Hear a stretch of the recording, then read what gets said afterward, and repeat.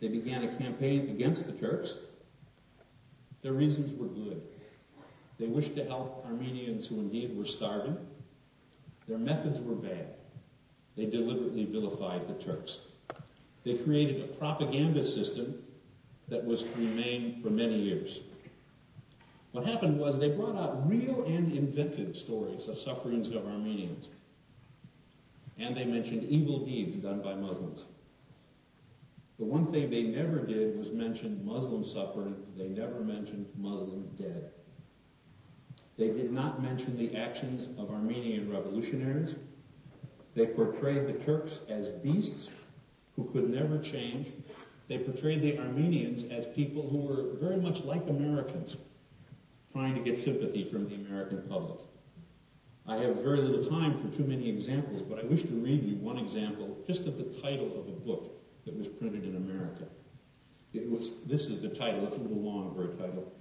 Armenian Massacres, or The Sword of Muhammad, containing a complete and thrilling account of the terrible atrocities and wholesale murders committed in Armenia by Mohammedan Muslim fanatics, including a full account of the Turkish people, their history, government manners, customs, and strange religious beliefs, to which is added the Mohammedan reign of terror in Armenia.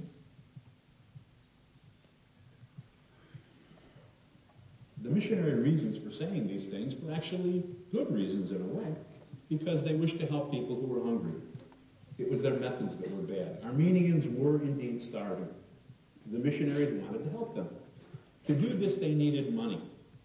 The time-tested way to get donations, to get money, was to portray your friends, those who you wish to give the money to portray them as angels.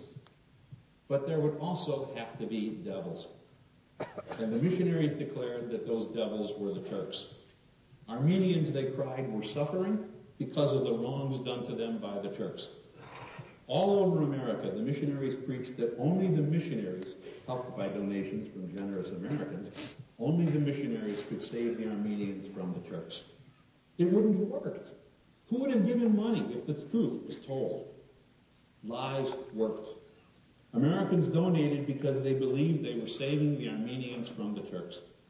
The result was that Americans never learned the truth.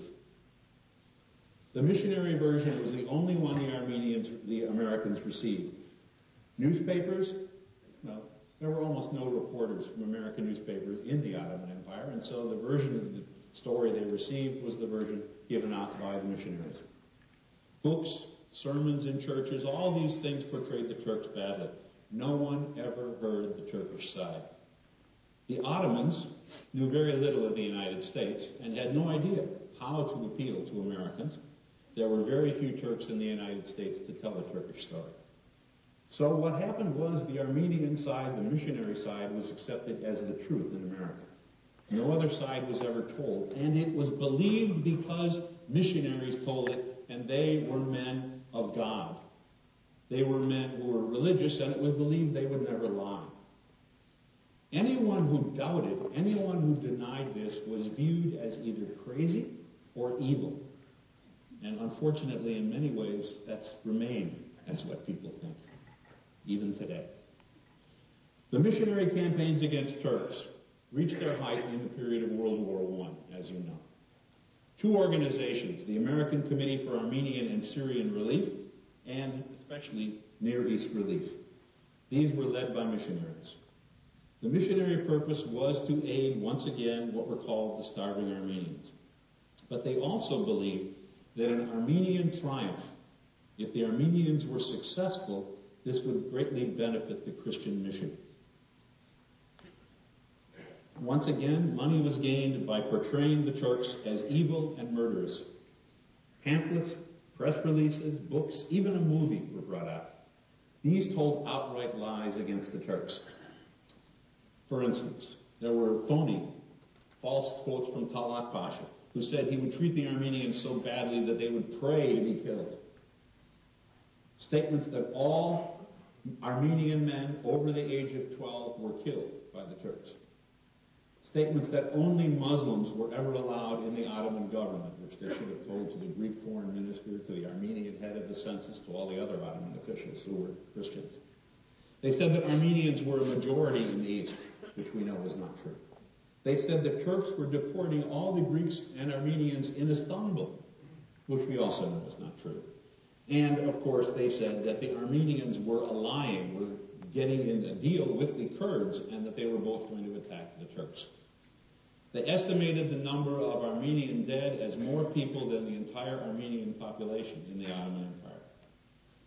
All of these facts and many others, so-called facts, were completely wrong. But if you were an American, how would you know? You would have no way to know the truth. The descriptions they gave were awful and graphic. Quote, helpless people brained with clubs while little children were killed by beating their brains out against the rocks. The descriptions were designed to appeal powerfully to Americans' sense of outrage. Here's a pamphlet, Armenia, the most tragic story in human history. Quote, there is no record in human history that for inhuman brutality can equal the tragic story of Armenian persecution at the hands of the Turks. Men tortured until death relieves them. Women and girls outraged, they mean rape, and brutally killed. Little children dying from hunger, from persecution and exposure. Never since the world began has there been such a reign of terror and of butchery as that to which the Ottoman hordes has subjected this helpless and unoffending nation. Notice the words that are used.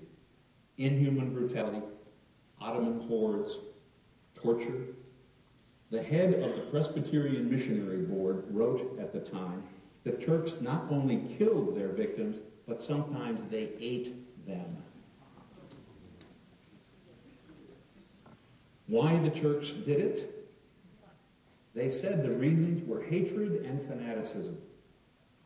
Some missionary propaganda said that the brutality was a natural